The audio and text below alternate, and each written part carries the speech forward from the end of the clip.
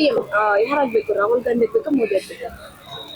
ನನಗೆ ಗೊತ್ತಿರೋಂಗೆ ಇಬ್ರು ಆಗೋದು ಬೇಕಾಗಿಲ್ಲ. ಮೋದಿ ಅವರು ಬೇಕಾಗಿಲ್ಲ, ರಾಹುಲ್ ಗಾಂಧಿನೂ ಬೇಕಾಗಿಲ್ಲ. ಥರ್ಡ್ ಪರ್ಸನ್ ಯಾರಾದ್ರೂ ಕುಂತ್ಕೊಂಡ್ಲಿ. ಸರ್, ಯಾವ ತರ ಕ್ವಾಲಿಟೀಸ್ ಇರುವಂತ ವ್ಯಕ್ತಿ ಬರ್ಬೇಕು ಅಂತ ಹೇಳ್ತೀರಾ? ನಮ್ಮ ದೇಶ ಉದ್ಧಾರ ಮಾಡೋ ಅಂಥವ್ರು ಬಂದ್ರೆ ತುಂಬಾ ಒಳ್ಳೇದು. ಉದಾಹರಣೆಗೆ ಇಂಥ ವ್ಯಕ್ತಿ ಅಂದ್ರೆ ಯಾರು ಬರ್ಬೋದು? ಈಗ ನಾವು ಅದು ಹೇಳಕ್ಕೆ ಆಗೋದಿಲ್ಲ. ಏನೋ ಒಳ್ಳೆ ಪ್ರಧಾನಿ ಬಂದ್ರೆ ನಮಗೆ ತುಂಬಾ ಒಳ್ಳೇದು. ಅಂದ್ರೆ ಈ ಹಿಂದೆ ಆಡಳಿತ ಮಾಡಿದ ಪ್ರಧಾನಿಗಳಲ್ಲಿ ಯಾರು ಇರ್ಬೋದು ಅಂತವ್ರು? ಈ ಹಿಂದೆ ಅಟಲ್ ಬಿಹಾರಿ ವಾಜಪೇಯಿ. ಓಕೆ ಸರ್, ಈಗ ನೆಕ್ಸ್ಟ್ PM ಬರುವಂತವ್ರು ಫಸ್ಟ್ ಏನ್ ಅಭಿವೃದ್ಧಿ ಮಾಡ್ಬೇಕು? ದೇಶನ ಅಭಿವೃದ್ಧಿ ಮಾಡಬೇಕು.